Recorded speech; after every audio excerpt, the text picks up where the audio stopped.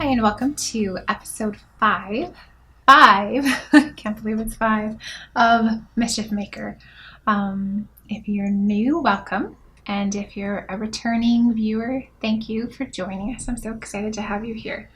So today we're going to talk about all sorts of things, some knitting, some quilting, some question and answers that people have had, a little bit of homeschool chat, and we have a giveaway planned. I'm so excited about this. So who am I?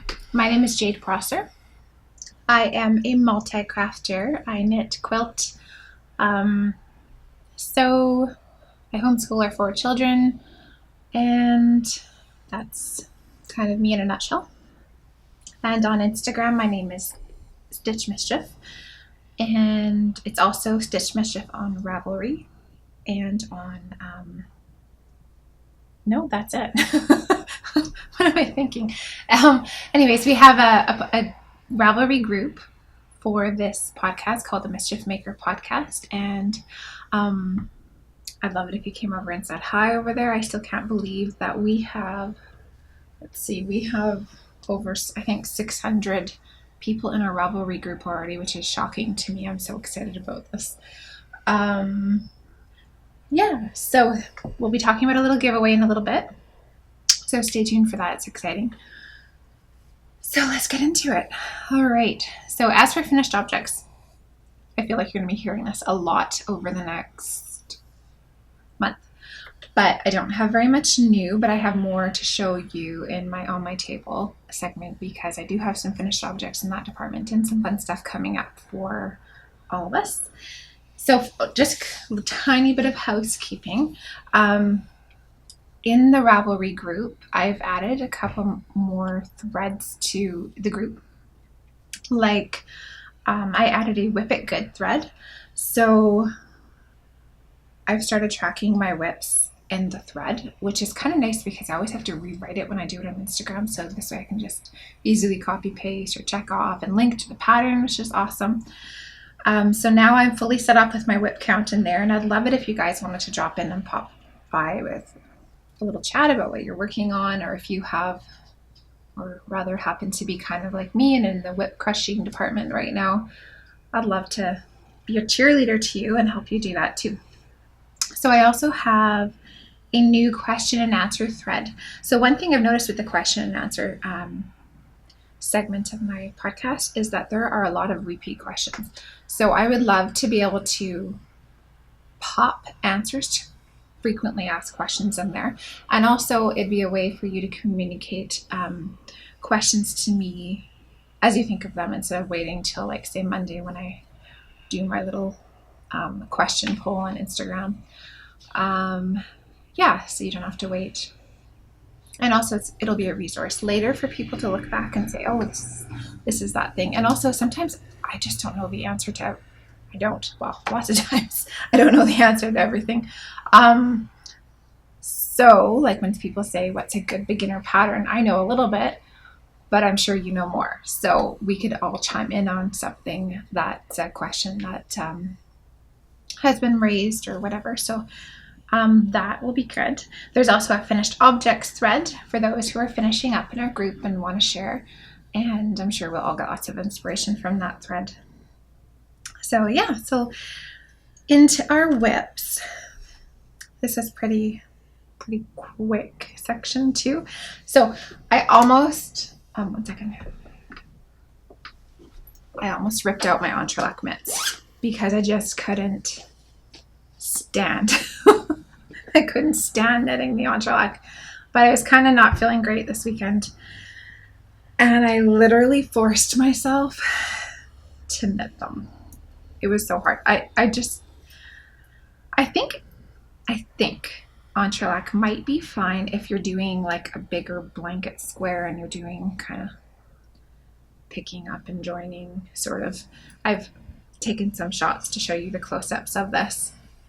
But yeah, so I'm almost ready to just flip into my big needles, my circulars, and then do the thumb. So it's only maybe another hour of knitting and that's done. And then I never want to see them again. So I think I'll be giving them to my daughter. She routinely wants to put them on. So she's like, they're so fluffy. And of course there'll be like a million ends to weave in, but yeah, so it's almost done. And then I can stop talking to you about them. I'm so sick of them. So that's good. Yeah, I just don't like entrelac when you're dealing with like 6 stitches or 7 stitches or something, and then you're just doing a tiny little square and then slipping out, going down. Anyways, not my thing. So that's been going good. And I don't know why I'm kind of in a shawl knitting kick right now. Like I want to knit all of my whips that are shawls. Less of the sweaters. Oh, I've been working on my Zweig sweater, but I haven't. Do you know, I don't know if I'm saying that right. Zweig. I'm not sure what the actual pronunciation is. I just call it Zweig. So I've done a bunch of that. I'm well into the lace panel there, but I'm not going to bother showing you that. But even though I have 22 whips, I have a hair, sorry, I can't handle hair touching me. It drives me nuts. Okay. Even though I have like 22 whips, I feel like I'm actually getting close to being to a normal number. I don't know what that number is going to be, maybe under 10, but I feel like I'm making progress and that feels really good. So this is another whip, which you've never seen. Shocking. And it's called the Emmy shawl. And it is knit. So the pattern's by Shireen Nadir of Blue Brick Yarn. I have some of their yarn here. So they were at Knit City last year. So it's the Blue Brick yarn. So this is one of their gradients. It kind of goes from a speckly, gorgeous cream up into the blue, and then it's going to go into a warm sort of, yeah, you're not going to see much, but warm sort of chocolatey brown, like a blue brown, then into brown. And I'm not really a brown person at all, like at all. But I love this color so much, like so much. So that is moving along. So the pattern and the yarn are by her. They're so talented. It's a husband-wife dye couple from back east in Canada. And they're just lovely people. They were selling their yarn at the Valley Yarn booth in Knit City last year. And the booth was packed. It was very busy. But her husband actually, so sweet, he held Atticus so I could get in there because I had a stroller and he was so little that I had all this crap with me. But I had a stroller and I couldn't take anything in there. So he held Atticus and I fondled all the yarns and bought all the yarns. And yeah, so here's another one that I bought of theirs. And this is called, it's on the Killarney sock base. And this color is called, I think it's Peggy's Cove. It's kind of a aqua, corals and pinks. Oh, that's so funny. Okay, so somebody asked today actually why I don't have any yarn in this setup. And so I actually tried to put yarn in, but it's just out of frame. It's right here. The reason I don't have yarn here is because I don't knit here ever. Usually. No, ever. I don't knit here. And it's a 5.5 feet by 8 feet space. And I have in it, usually in front of me right here, you don't see it now because it's not here, an ironing board. So I have my fabric and then I sit in this long little U and this is where I make this tiny space. So there's no room for like yarn or yarn storage in here. If I ever get my own space or studio, I'd love to be able to have my yarn on display, but right now it's not. It's in display in the other room, but that's not where I film. It's terrible lighting in there. And I kind of have a decent sized stash. That's the other question she asked me. Do you have a big stash? But not a ton. And the reason for that is a big stash stresses me out a lot. Like sometimes I wish I bought yarn that I wanted when I saw it, but mostly I kind of just want to knit with it when I have it. That said, I do have a much larger stash than I ever thought I would have, and than I may ever knit with. I don't know. So I have to pare that down and deal with that eventually, but it's the least of my worries right now. So it's just not here. It also collects thread. I don't like it in my sewing space right here because of the thread factor. Maybe if we moved into a different house and I had a room, I might put like a glass, like in shelves with a glass door in front of them so that it keeps it protected and it's not getting covered in thread. Because it's bad enough that we get covered in thread. Okay, so that was one WIP. Yeah, so Emmy's doing well. The shawl, did I say the name of the shawl? The shawl is called Emmy, and it's by Sharina Deer, and it's going well. So that's kind of my 3 big shawls right now, but I have one more that's going, but it's not moving at all. So I've been plugging away at those, even though it doesn't look like I've done anything, but I have, I added the mint to my baubles, so I'll show you that next week. All right. In my notes, sorry, I dropped stitches. In my notes, it says that I'm done these. I'm not. I'm almost done. I will be done very, very, very shortly. The reason I wanted to show these today is to say that I'm having an update on a shop update on, today's Tuesday, so I'm aiming for Friday. So I will be having yarn, this yarn specifically, so Bellini and Shine, and whatever else yarns I can get dyed up. It's just been insane lately. And also I'll be having a bunch of bags in the shop. So that's where my focus has been at. I've been doing Knit City Prep bags and bags for a shop update. And that's been going good, except for I'm waiting on interfacing. My Canadian supplier for interfacing is out, very annoyingly. I actually have had nightmares about them running out, and then they did the other day. I went there and I'm like, okay, I'd like to get some Shape Flex, and they're like, we have none. I almost died. So then I've been ordering it from the States, and that just takes a little bit longer, and the supplier there is kind of like slow to ship out. And then I thought it came in yesterday, went down to get it, and it didn't. It was something else that came in, so I felt like an idiot, but maybe I'll run down today and get it. Anyway, so I'm waiting on interfacing, but I have a bunch of bags planned. And yeah, I wanted to talk. For about 3 podcasts, I keep meaning to say this, and then I keep forgetting. My Etsy shop is no longer really my shop anymore. I've kind of phased it out with the fee hikes that have gone on. And also the realization that I outgrew it. I didn't know I did until I switched. And I was like, oh, I did. I didn't realize I was paying so much in fees and all this extra kind of, they layer on the fees quite heavily in Etsy. And at a certain point, it's not as useful.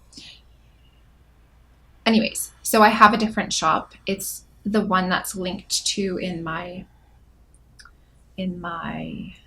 Instagram profile. I also include it underneath the YouTube video and the little notes there, but it's just shop.stitchmischief.com. The reason I'm mentioning this is because I keep getting tons of notices that people are favoriting my shop on Etsy. I know it's you guys, but I'm like, I'm not there. There's only key fobs there because I listed them. I paid the money. I'm like, I may as well sell them from there. I mean, it's only a few cents, but I just may as well keep it running. But I'm not really over there. I'm over in the other shop. So even my friends are like, why is your shop so empty? It's like, well, it is actually. It is empty too. My other shop, my good shop, is empty because you keep buying everything. So thank you for that. I think I only have a couple skeins of yarn in my pattern. So depressing. But on Friday, there will be more yarn. So if you want more details on the update, just tune into my Instagram feed and I will have more information for you.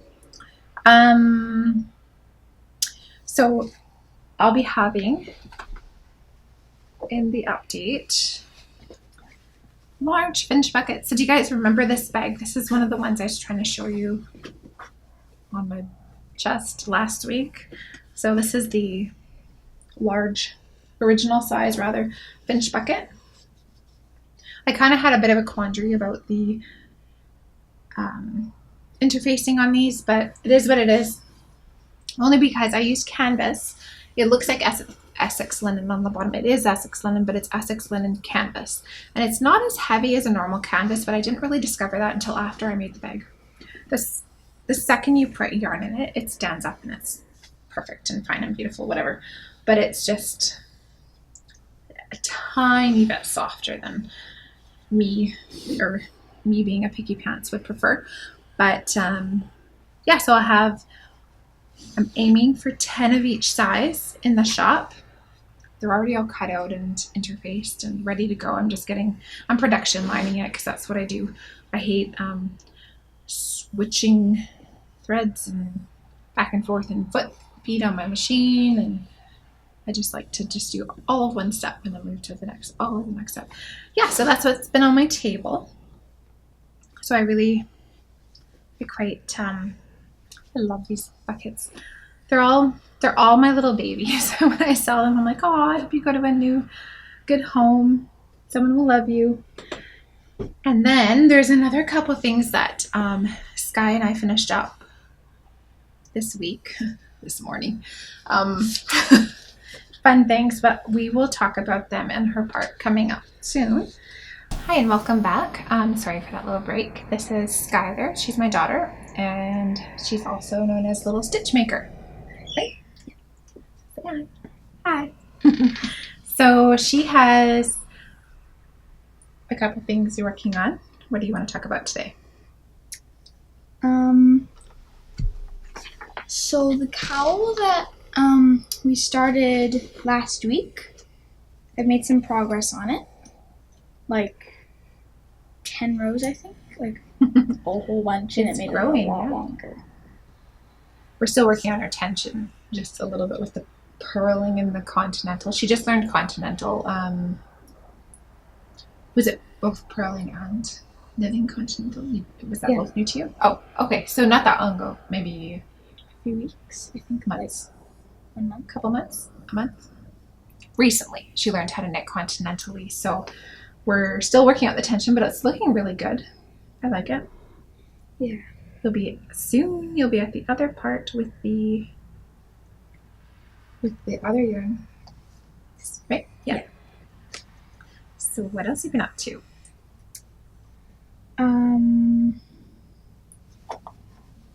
Oh, Skyler brought us some today. She made us some we call them double chocolate chip cookies. They're these like delicious chocolate batter and then with chocolate chips in them. Super good cookies. So I might sneak on one of those while she's chatting. So what recipe did you use for that? Do you have that handy? Do you remember? I think it was called the chocolate chip cookie. Chocolate chip. On what site? All recipes. This guy's a big recipe buff. She always looks up recipes and makes delicious things, and this is why I am a wee bit chunkier than I planned to be. But it's okay. So what else? We did something fun today. Did you want to show us? Today, Look at the camera, babe. Just kidding. Today we made some totes from a pattern that she got, and it's really cute. This one was mine, and me and Mom made it together. She did all the round bits, and I did some of the easier bits, and I learned how to baste. So this is the Take Along Tote by, it's sold in Alana Daklos' shop, Never Not Knitting, and she has kits that she puts together for this tote. Super cute. This is the small size. So Alana was a sweetheart and sent me a kit for me to make one for myself, and because I had the pattern, Skyler picked out which you match. Seriously. She matches entirely her pouch here. That was not planned. She used, what is this? This is, I think, Amalfi by Rifle Paper Co. So this fabric here, and then a linen on the inside, and then I'll slip some pictures in here, but she also has a pocket with some girls chilling on the beach reading books. So that's a pretty cute little tote. So Alana also sent along, so this is our giveaway that we were talking about. She sent along a whole kit for me to give away to one of you. So I'm super excited to do this. So it has everything you need to make in the kit, except grommet. A grommet, I think, if you want a grommet. I didn't use a grommet. We just did on ours. Can you put this right there, please? On ours, we just did, instead of a grommet, we just did a little top stitching along the pocket. Yeah, so there's a cute little pocket. It's fully lined. It's a little circular, like, bucket bottom bag. Yeah. Okay, so she has, in her shop, she has, so this kit I think is still there. She also has build your own fabric kits, and she sells the pattern by itself. She sells the pattern as a PDF, I believe, too. And ready to ship bags, like made bags, I believe. So yeah, we were super excited to make these. Thank you for sending them, Alana. Yeah, so Sky has a new project she's gonna, well, soon maybe, start in her bucket bag. What are you gonna put in there? I'm going to... Wait, here. Oh, I was trying to get there. So we're gonna make socks out of this. I think we'll have to send a picture of this. Is it? Can you even see the color? It's like a mint and pink with speckles on it. It's my line of yarn called Cotton Candy, and this is on Sleek Sock, I think. So she really, really wants to start making socks, and I'm okay if she's okay with starting a second whip. We just have to get her set up with needles and small enough needles. It'll be very different for her considering she's using worsted weight now and this is fingering weight. But yeah, again, matching. This was super duper not planned, but it works. So yeah, so that was fun. And then one more thing that we did this week, which we've been waiting patiently for some orders to come in from different places, mostly from China, to make some stitch markers, because that's something we've been wanting to do. Do you want to show us? Yep. I want to stab you with my knitting needle.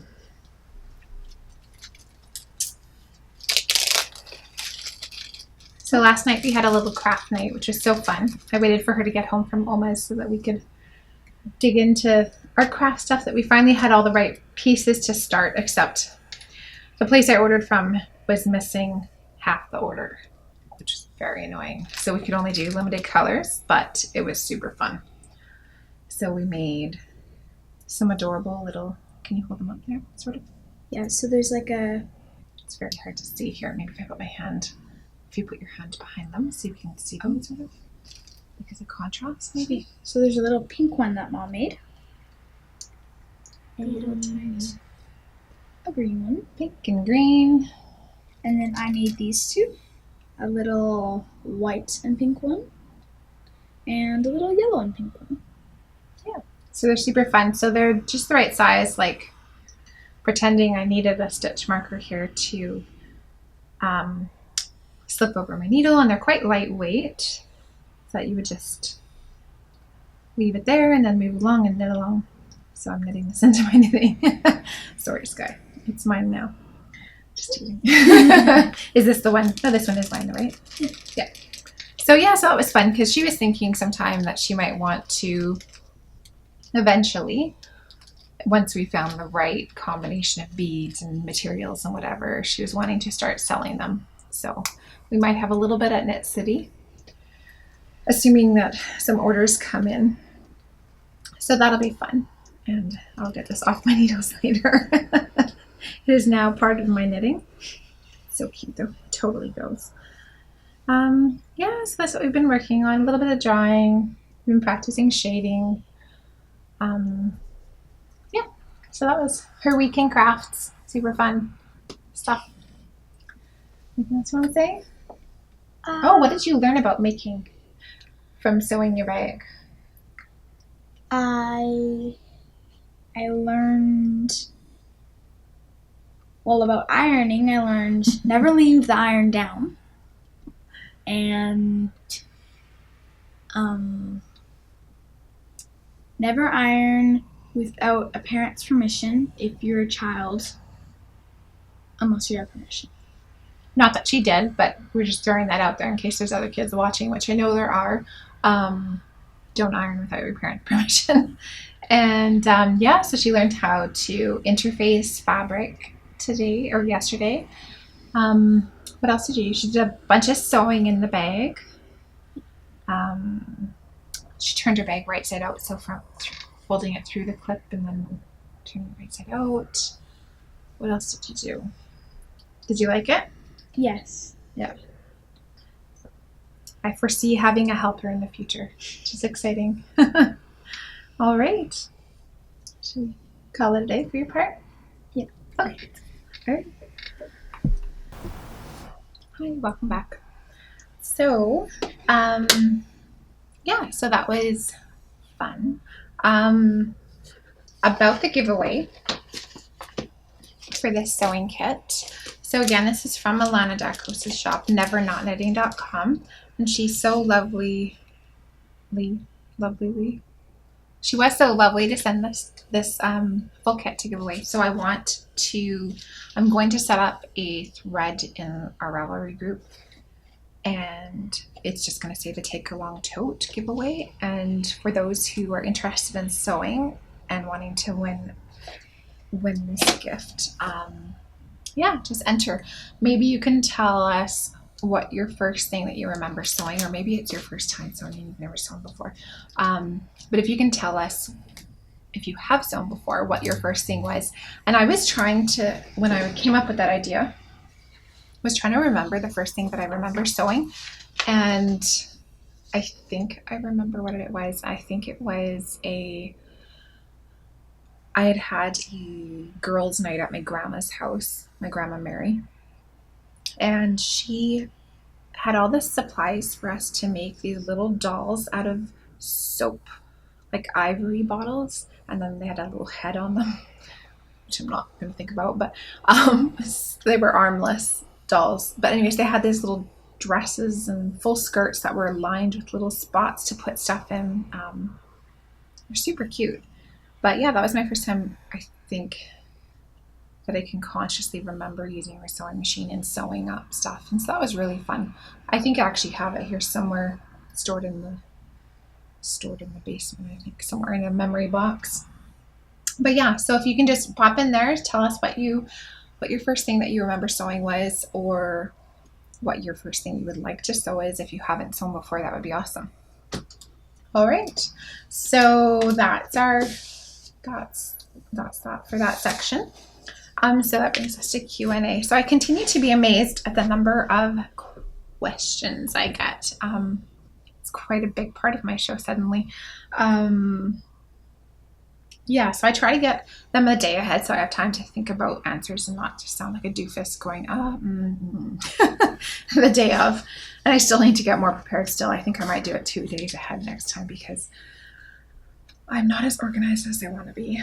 Okay, so I'm going to pop this in the thread too, I would think, the question and answer thread, but a knitting pattern for first time knitters. So I've always just started my kids off with a garter stitch scarf.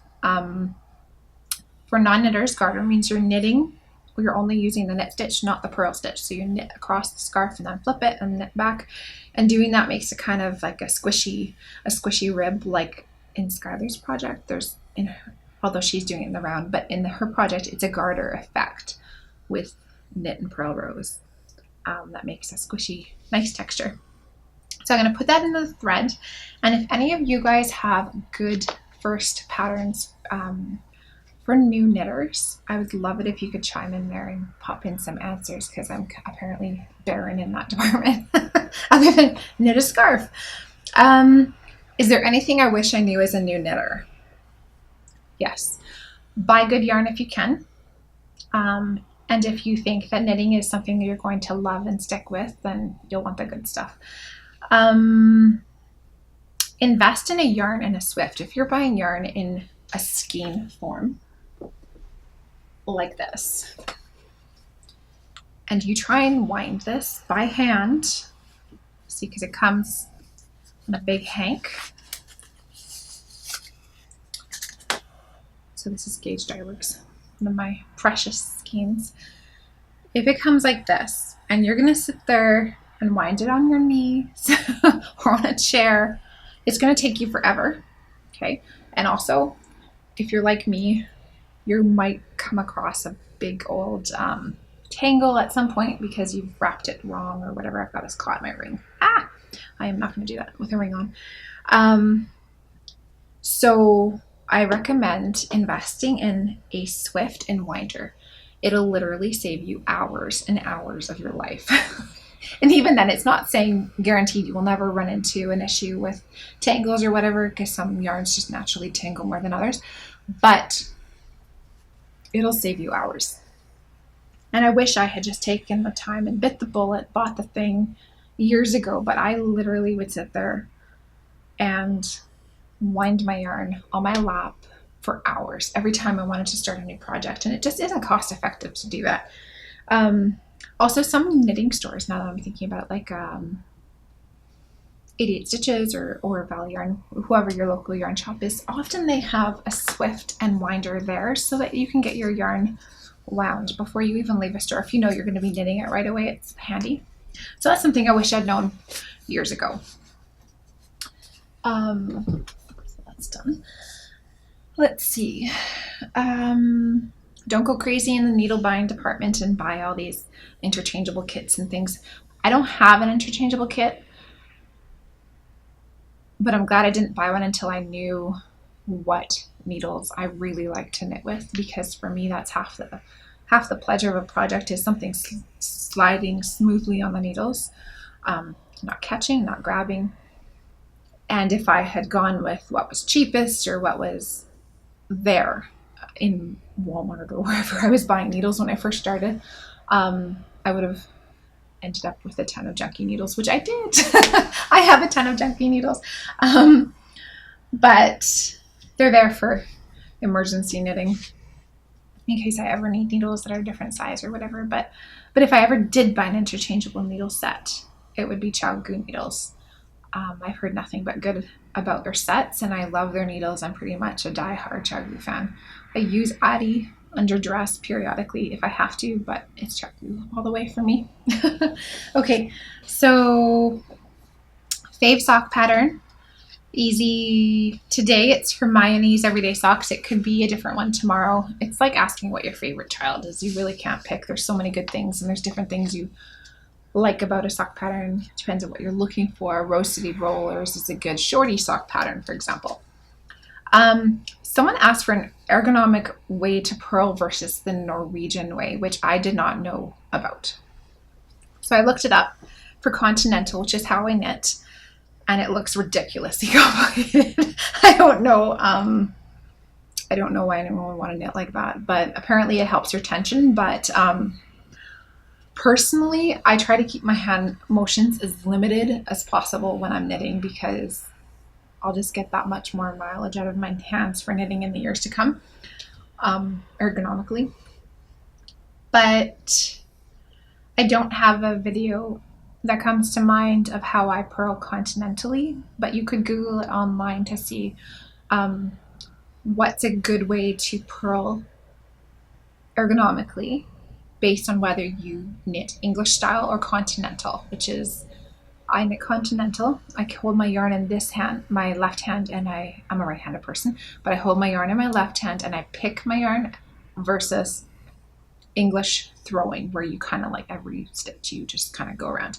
And I learned how to throw. That was how I first learned how to knit, but I don't knit that way anymore because I knit faster and more evenly on continental method, with continental method.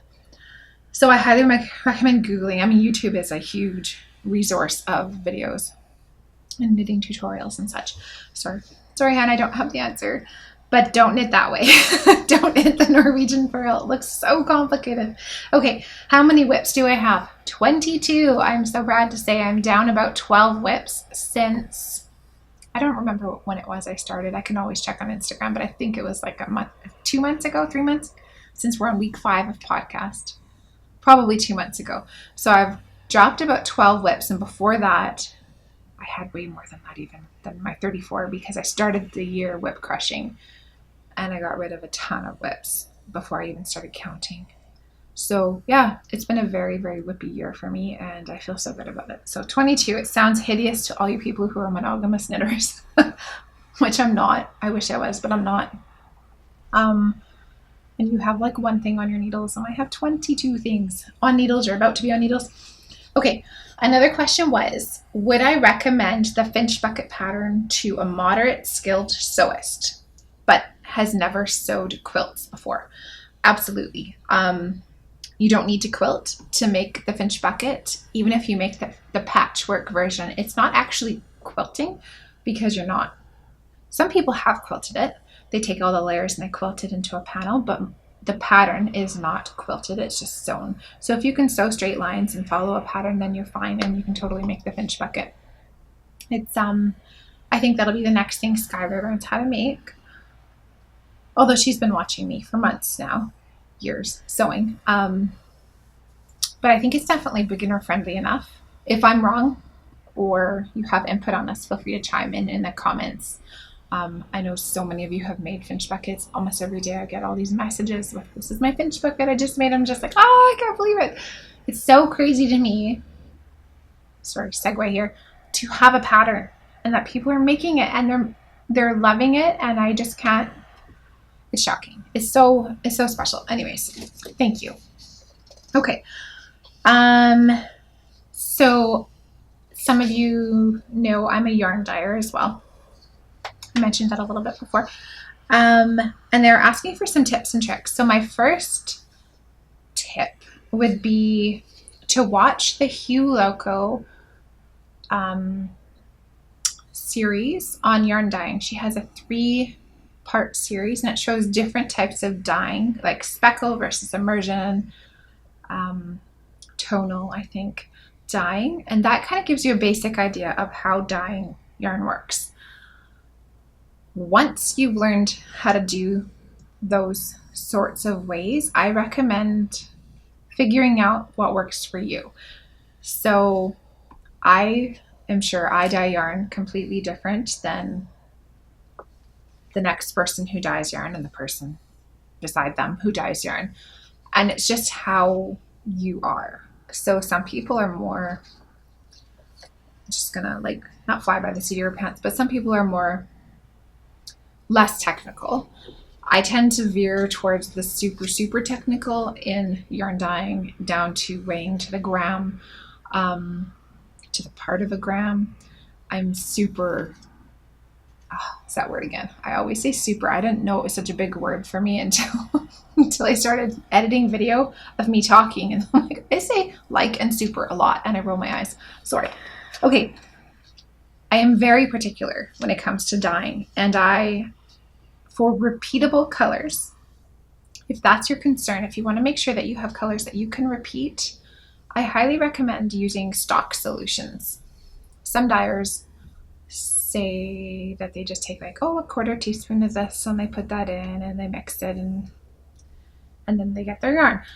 I find that different dyes, different dye colors, they settle differently. When they're wet, they sometimes split up because oftentimes dyes are made up of different colors. So they will divide in your water funny if you haven't got it mixed ahead of time. So you might be doing gray, and then you'll find a little splash of blue or orange or something random in the middle of your dye, or in the middle of your yarn after you've dyed because you didn't realize it was separating. So I use, I'm a total nerd. I have beakers and graduated cylinders and technical little scale that I use to measure out dye stock solution. So my favorite dye stock solution is 1%. So that means if I have a 100 mils of water, no, a liter, I'll put 1 gram. No, 10 grams. See, now I'm confusing myself. I should have thought of this beforehand.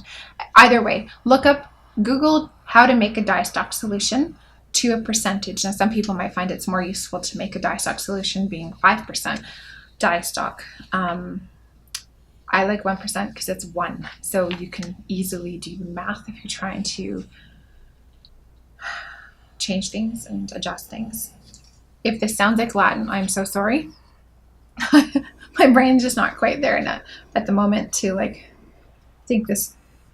Yeah, no, it's okay. It is. It's 1 gram. I do like 1 gram to 500 mils. So if I had a 10 mil bottle of water, I would make it 10 grams. And that gives me a 1% solution.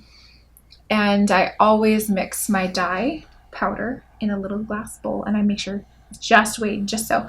And then I mix it up with boiling water to dissolve all the colors.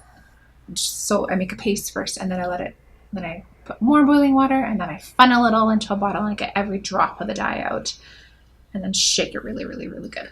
So that's how I make my dye solution. You can also do speckles and stuff, which I do too, with dry dye powder, but it's a little easier to not get consistent results. So one day I'll take you through my kitchen when I'm set up for dyeing, and you can see how I make a color or something. Okay, so we're switching into sewing again. So sewing advice for a newbie is what was asked.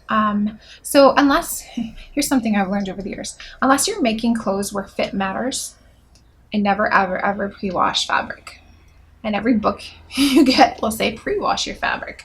I spent what felt like years when I first started quilting buying fabric, washing fabric, untangling fabric, drying fabric, pressing fabric, and then it's just ridiculous. It's like winding yarn by hand. It makes problems, and then you have to fix it. There's so much more fun things to do with actually using the fabric and sewing it than washing and drying and ironing it. I also recommend a good rotary cutter. Fiskars is my brand. I just recently tried the Olfa one. So this is my usual rotary cutter, Fiskars.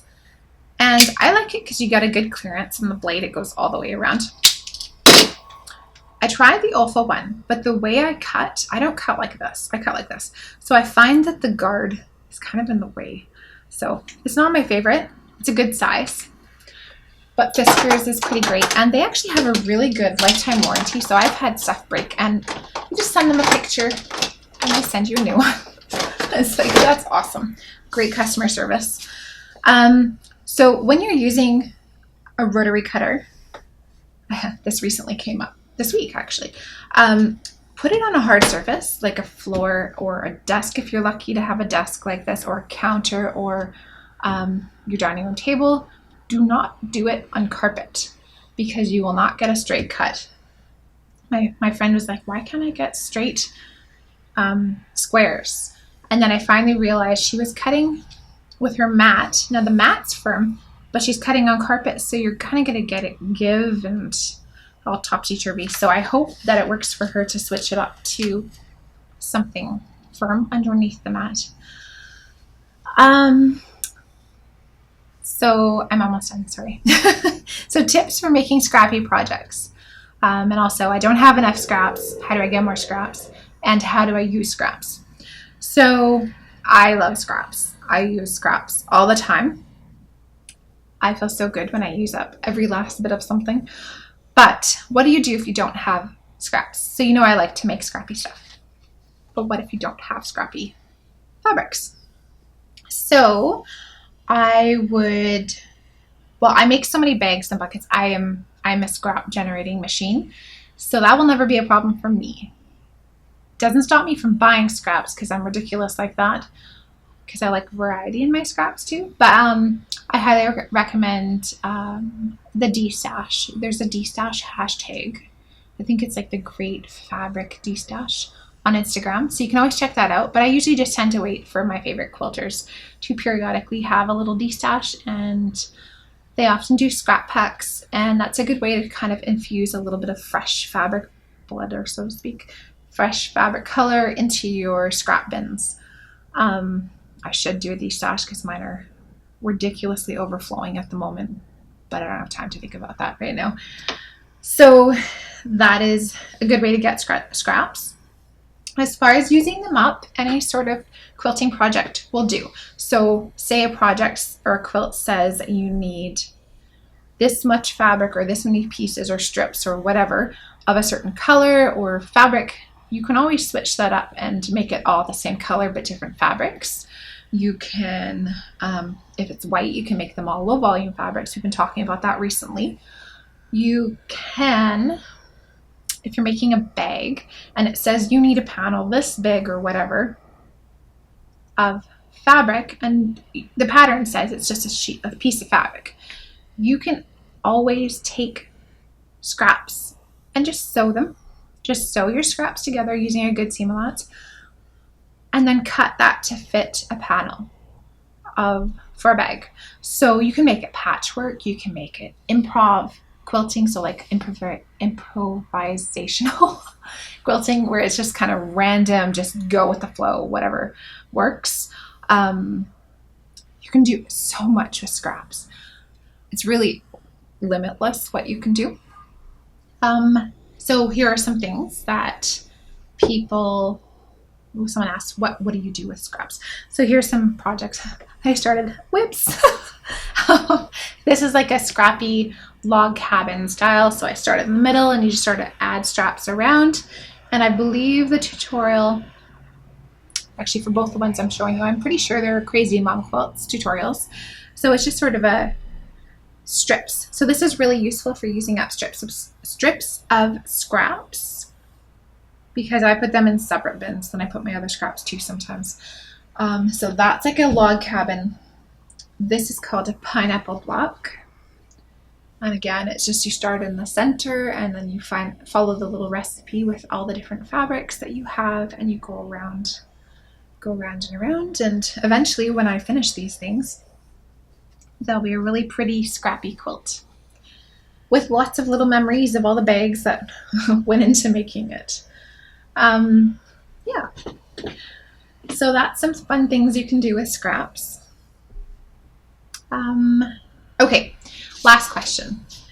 And this one's a bit of a long one, so if this totally bores you, you can just say goodbye now and we'll see you next week. Okay, so the question was, why do I homeschool? I'm blending two questions here. Why do I homeschool, and do I find that being a maker balances my mom-wife life? So, disclaimer, I never thought I'd be chatting about all this kind of stuff on the podcast, but I've gotten so many notes and emails, like really beautiful emails. You know who you are. Thank you for the beautiful emails. And beautiful notes on Instagram and privately and YouTube comments and whatnot, thanking me for touching on topics that may be difficult to talk about. You'll know why I'm saying this now when I get talking. So this tells me that some of you have these topics on your mind, or you've experienced similar events to me, or are in the middle of something similar. And if you are, I'm really sorry, and hang in there. Okay, so way back, homeschooling. So way back when I had just 2 kids, I have 4 now. I barely knit and I barely quilted. I was a stay-at-home mom for about 5 or 6 years. And I think I was always waiting for the right time, the right mood to knit or quilt. And I don't know why I didn't. It's kind of wasteful when you think back about it. But anyways, so after my son went to school in around grade 1, I got a full-time job. I kind of, the job I got was with the government. I sort of felt at that point, I'd been home for so many years, that I wanted more grown-up conversation in my life, because I had like a 5-year-old and a 3-year-old. and then later 6 and 4. We had originally planned to homeschool Dash, and then last minute I chickened out. I panicked and put him in French immersion instead because I got so scared. And so that's how he ended up in French immersion. There was a nice, beautiful new school that was just built where we lived then, and that's where he went.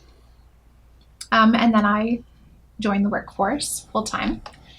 And I thought that was kind of going to be the answer to my, I feel like I'm just with children all day long thing. Turns out there was way too much talking with adults at my new job.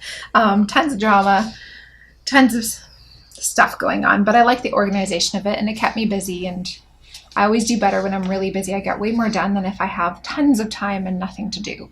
Then I get nothing done, which is bizarre. So basically I worked full time for some years, and then I went through my whole 3rd pregnancy, which then I went on mat leave, and that's when crafting took on an entirely new thing for me. It became its own thing. I discovered Instagram, and I discovered I wanted to blog, and I wanted to have an online presence with crafting, and felt like maybe I could contribute a little something out there. So I was on mat leave when I discovered this, and I took an extended mat leave. I took an 18-month mat leave, and I did not want to go back to work. I really, really did not want to go back to work. But I had to because I took the extended leave. I had to go back for a year, which was very awful. I was just so depressed. Anyways, okay, so in the month before my return to work, I was part of a worldwide sewing competition called Survivor. And some of you guys might remember this way back when. And I think I ended up in the top 5 at spot number 4, something like that. It was really fun. I was glad, though, that I didn't make it all the way because of things that happened right after that. And my camera's about to die. Just give me 1 second. Sorry about that. That means I was talking too long. I need new batteries or a new camera. I don't know. It takes like 5 minutes to get the camera set up after it goes off focus. So anyways, so I was in Survivor, and I was glad I didn't go through because the month before we went back to work, so my kids' school was on strike, or well, not just their school, all the schools were on strike. I discovered, so we were moving that month too. It was Survivor, and I discovered I was pregnant with a 4th child. This is literally 1 week after I gave away my match clothes. I gave away my, I was listing on Craigslist all my baby stuff. It was right after that, and then I found out I was pregnant, and then we quickly readjusted, and we're like, okay, we can do this. But we were moving. So within a couple weeks, I started to bleed, and we lost that baby. And for years, I would blame myself for moving furniture I shouldn't have been. And it took years later before I realized the pregnancy wasn't progressing the way it should be based on the research I did years later. Long story. But I didn't know that at the time, so I totally blamed myself. So I went back to work. I had to be at work. And I just lost my baby. So it was a major emotional roller coaster. And then that kind of began, we decided we would try for another baby. And I lost 2 more pregnancies in a row after that. It was a really dark time in my life. Basically, recurrent pregnancy is never easy to talk about. I didn't know, after my first miscarriage, I kind of kept quiet about it. I was very, not ashamed, very sad or depressed about it. I didn't think people wanted to know about it, or that they would even care. So I didn't say anything, but it was the year after, during the National Infant and Pregnancy Loss Day, that I started to talk about it a little bit on Instagram. And the outpouring of comments from people made me realize that this is something that so many people deal with. So many people. it's not just me and it's not just you. You could sit in a room of 10 people, women, and find out that 7 have had miscarriages or even recurrent miscarriages, and no one says anything, and they just kind of bottle it up. So I've learned that talking about it is very healing to me, and it kind of gives my babies the respect of being, they were there once upon a time, and I don't want to get I didn't mean to talk about this. Sorry, not this much anyways. So that was a dark time. Anyways, so I didn't know it was all to do with HCG levels, and I didn't know that it wasn't my fault that I lost the baby. So I had to go to work, and I didn't really want to be at work, so it was awful. So I had to be at work. And after my 3rd lost pregnancy in a row, I gave my notice to quit my job, because I decided if I can't have my baby, my 4th baby, then I'm not sitting in an office doing depressing government work another day longer than I had to. So I gave 6 weeks notice to try and wrap things up at work so I could leave guilt-free kind of in my brain. And it turns out I wasn't done miscarrying, and it lasted for a good month. And then all of a sudden I needed surgery, and it kind of went from awful and really horrible to really, really a lot worse, because my boss fought me on this. She fought the fact that I needed leave and time off for surgery, and it was just awful all the way around. Hideous time of my life. And my doctor, thank gosh for her, because I didn't even know her. She was in a clinic, in a maternity clinic, and I was talking to her, and I lost it. I was so upset with all the pressure I was getting at work, and why aren't you doing this, and why aren't you doing that, and no, you're off having a miscarriage, how inconvenient for us. And I was talking to her, and she said, well, I want you to be off work until December. And I'm like, well, I actually gave notice till November 1st or whatever. And she's like, well, then you're not going back to work. And she said that miscarrying is more than just a physical healing. There's that too, because your body has been gearing up for a pregnancy. Whether or not you're having the baby, your body has been doing its thing. But it's an emotional healing process too, and you need to be gentle with yourself. So that was my end of work. I hate kind of how it ended, but the way it ended, it was so dramatic and awful. But I just didn't want to be away from my babies anymore for something that was giving me, there was little or no benefit to it. So this is a very, very long way of getting around to the answer to the question. But okay, so simultaneously, my oldest, so Dash, was in grade 5 at the time, and French immersion still. Different school though. And I think that kind of played into this a bit. He was really struggling. He wouldn't eat his lunch. Because the lunchtime was so short that he wouldn't eat. So he'd go to school and he'd be hungry. And then he would come home and he was not failing, but he was really struggling to pass in some topics in French. Because when you're in French immersion, it's not just you're learning French. You're learning your math in French. You're learning your socials in French. And that is not always, if you're an English speaking person, first language, that is not always an easy thing to do. So I was getting to the point where even though I could sort of get by in French, I couldn't help him very well with these ridiculous spelling tests. And he should not be at grade 5 okay with just passing. This was not good. So I just was like, forget it. I'm home now. You're coming with me. And so we pulled him out of school, and he immediately started getting straight A's. And his teacher that year was a gem in distance education. She was amazing, and we had the pleasure of having her later on for Skyler's teacher 1 year too. She was just your teachers out there are so amazing, and treating children with the respect and kindness that you do, it's just so lovely. So that was how we ended up with one kid in homeschooling, and then a year later I pulled my daughter out. We decided rather to pull her out, like she agreed. And right now they're all in homeschool, and Gideon is joining in the homeschooling in next week, in 2 weeks or so. And yeah, so I'll have 3 in homeschooling. So we're in a new program this year, so I'm curious to see how it all goes. But they all prefer to be homeschooled at this point. They may not always. I know both me and my husband were homeschooled at one point, or distance education rather. And at later, I wanted to go back to school, bizarrely, because I got bullied my first year going back so bad. It was a bad year. But then we moved, and it was a different school, and it was great. But so for now, it's homeschooling. They have lots of like friends and play dates and things from out of the school atmosphere.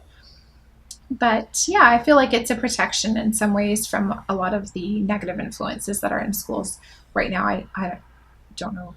I imagine it's different in different parts of the world, but where I live, it's a lot different than when I went to school. And that was pretty bad compared to even when I first started going to school. There's a lot more bullying and negative influences with the rise of technical age. So yeah, so the long way around is, yes, being a maker complements my being a wife and mom, because it turns out that I thought going to work was the answer to having more grown-up conversation or a way to help out financially, and it turns out that it was really my creativity that was the answer for that.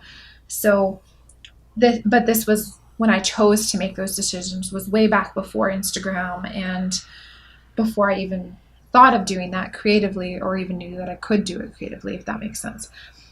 So yeah, but by the time I had Gideon and went back to work, here's my coffee pot, I knew that this is not where I wanted to be. It was a toxic environment. And then forget about the financial aspect. It was, by the time you factor in childcare and a second car and insurance and time, and I was making almost nothing. It was almost a wash. There was almost no point in me going to work financially.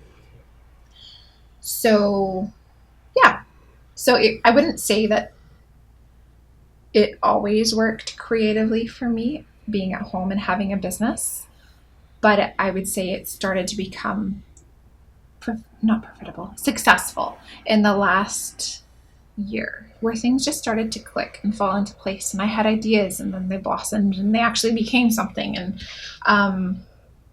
it works, and suddenly now I can contribute a little bit to my family's finances, and yeah, every bit counts, and my business is growing, and I get to make every day, which is, it definitely balances my other part of me.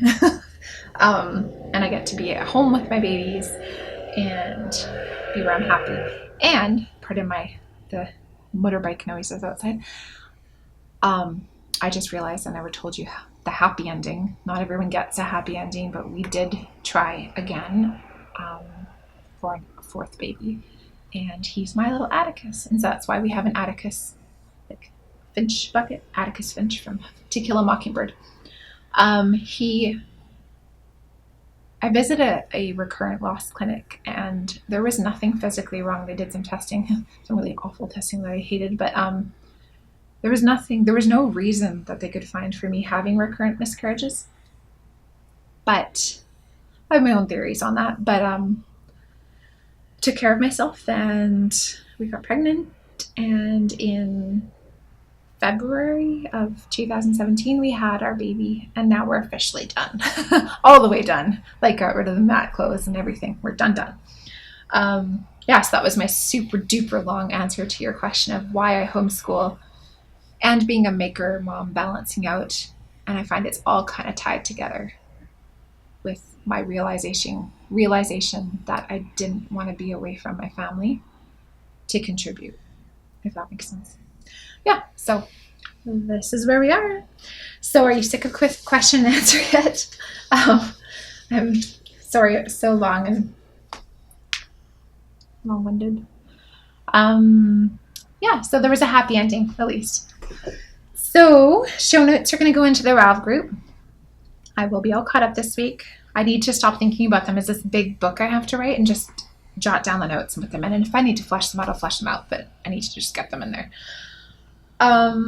Yeah, so don't forget to enter for the draw for the sewing take along tote from the Pattern Maker. Sometimes sewing, it's from Never Not Knitting. And I forgot to give away a pattern. Oh my goodness, back in my knitting section, I forgot to give, I'll do it next week. Next week, I'm going to be giving away a sock pattern. So if you leave some comments, let's just say in the WIP or finished object threads, I will pull a winner from there for a sock pattern. So yeah, so thanks for following along. I'm sorry for chatting your ear off. But now you know a little bit more about where we are and how we got here today.